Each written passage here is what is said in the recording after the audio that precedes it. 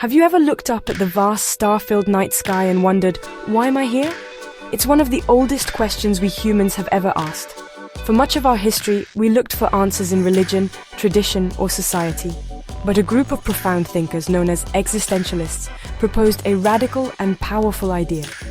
They suggested that we are born without a pre-written script. We arrive in this world first, and only then, through our actions and decisions, do we define who we are. This core concept, that our existence comes before our essence, places an incredible power right in our hands. It means you are not defined by your past, your family, or what others expect of you. You are defined by the choices you make every single moment. This idea makes freedom the most important part of being human. Think about it. A rock is just a rock. It has no choice in the matter. A tree grows towards the sun because that is its nature. But you as a conscious being are different. You can choose to be kind or cruel, to study or to play, to follow the crowd or to forge your own path. This freedom is not just about choosing what to have for breakfast. It is the fundamental freedom to create your own values, your own purpose, and your own identity from the ground up. It is the ultimate form of self-creation, a project that lasts your entire lifetime, with you as both the artist and the masterpiece. This concept can feel a little scary at first, because it removes all the external excuses we might lean on. If you are not living a life that feels meaningful, you cannot blame destiny or fate. Existentialism tells us that the responsibility rests squarely on our own shoulders. But this responsibility is also a gift. It is the key to a truly authentic life. It means that no matter what circumstances you are born into, you possess the ultimate power to decide how you respond to them. You are the author of your own story. And every day, you are handed a blank page. What you write on it is entirely up to you, and that is a truly magnificent power to possess. So what is existentialism? It is a philosophy that champions human freedom and responsibility above all else. It invites us to confront the big questions of life without relying on ready-made answers. It tells us that we are condemned to be free, a phrase that sounds heavy but is full of potential. It means that while we did not choose to be born, we must now choose how to live. Every decision, from the smallest to the largest, contributes to the person you are becoming. This journey of self-discovery, fueled by our choices, is the very essence of the human experience, a grand adventure into the unknown landscape of our own potential. This powerful way of thinking was shaped by several brilliant minds. Søren Kierkegaard, often called the father of existentialism, was a Danish philosopher who wrote about the individual's leap of faith. He believed that life's most important truths could not be proven by logic alone. Instead, we must make a passionate personal commitment to our beliefs and values. For Kierkegaard, freedom was about choosing how to live in the face of uncertainty. Another key figure was the German philosopher Friedrich Nietzsche, who famously declared that God is dead. He did not mean this literally, but that traditional sources of meaning and morality were losing their power. He urged us to become an Übermensch, or overman, a person who creates their own values and lives with passion and courage. Later in 20th century France, Jean-Paul Sartre gave existentialism its most famous slogan, "Existence precedes essence." He argued that we are radically free, and this freedom means we are responsible for everything we do. There is no human nature to fall back on. We must invent ourselves. His lifelong partner, Simone de Beauvoir, applied these ideas to the experience of women. In her groundbreaking book, The Second Sex, she argued that one is not born a woman, but becomes one. She showed how society often tries to define women, but that every woman has the freedom to reject those definitions and create her own identity. Then there is Albert Camus, who focused on what he called the absurd. The absurd is the conflict between our human desire to find meaning and the silent, meaningless universe. Imagine a man, Sisyphus from Greek mythology, condemned to push a boulder up a hill forever, only to watch it roll back down each time. Camus saw this as a metaphor for human life. Yet, he did not see this as a reason for despair. He believed that we can find happiness by rebelling against the absurd. We can embrace our freedom, live with passion, and accept our fate without surrender.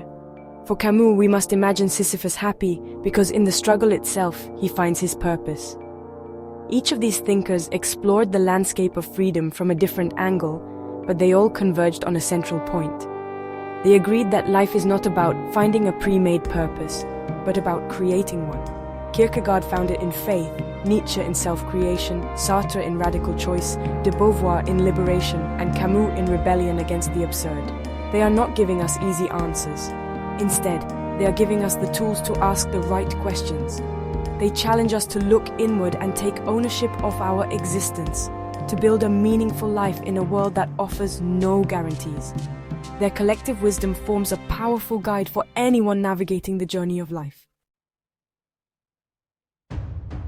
This absolute freedom, this blank canvas of existence, can feel overwhelming. Sartre called this feeling anguish. It is the profound anxiety that comes from realizing that when you choose for yourself, you are also choosing for all of humanity. You are essentially saying, this is how a human being should act. That is a heavy burden to carry. This feeling of being alone with your choices, without a divine plan or a rule book to guide you, can lead to a sense of forlornness or abandonment. We are left on our own to figure everything out. This is the paradox of freedom. The very thing that gives us power can also be the source of our deepest fears and anxieties. This burden often tempts us to escape from our freedom. We might try to hide in what Sartre called bad faith. This happens when we pretend we are not free. We blame our actions on our personality, our upbringing, or our circumstances, saying things like, I had no choice, or that's just the way I am. We are acting like objects, like the rock that cannot choose its path, rather than as free and conscious beings. Living in bad faith is a way of avoiding the anxiety of responsibility, but it comes at a great cost. It means giving up the chance to live a genuine, self-directed life. It is an act of self-deception that ultimately leaves us feeling empty and inauthentic. The antidote to bad faith is authenticity. To be authentic is to embrace your freedom and accept total responsibility for your life. It means being true to yourself, not to an image of who you think you should be. Authenticity requires courage. It requires you to look your anxieties in the eye and make choices based on your own values, even if those choices are difficult or unpopular. It is about acknowledging that you are the sole creator of your own meaning. An authentic life is not necessarily an easy life, but it is a life that is truly your own, filled with purpose that you yourself have forged through conscious and deliberate action. So while freedom brings with it the weight of the world, it also brings the opportunity for profound fulfillment. The anxiety we feel is not a sign that something is wrong. It is a sign that we are awake to our human condition. It is the feeling of standing at the edge of infinite possibilities. By choosing authenticity, we transform that anxiety into a creative force. We learn to carry the weight of our choices not as a burden, but as a privilege. We accept our solitude not as loneliness, but as the space we need to build a life that is deeply and uniquely our own. The ideas of existentialism did not stay confined to philosophy books. They have seeped into the very fabric of our culture, influencing how we see ourselves and the world. In literature, authors like Fyodor Dostoevsky and Franz Kafka created characters grappling with freedom, guilt, and the search for meaning in a confusing world. Films from directors like Ingmar Bergman and modern shows like The Good Place explore existential themes, asking viewers to consider what it means to be a good person and how to live a meaningful life when faced with cosmic uncertainty. These stories resonate with us because they reflect our own inner struggles and aspirations. Existentialism has also had a profound impact on psychology. Therapists like Viktor Frankl, who survived the Holocaust, developed logotherapy, a treatment focused on helping people find their personal meaning in life.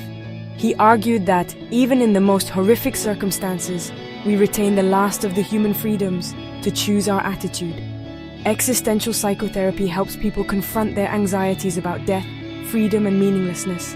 It empowers them to take responsibility for their choices and build a more authentic life. It shifted the focus from merely treating symptoms to helping individuals navigate the fundamental challenges of being human. In our modern world, the call for authenticity rings louder than ever. We are encouraged to find our passion, be true to ourselves, and live our best life.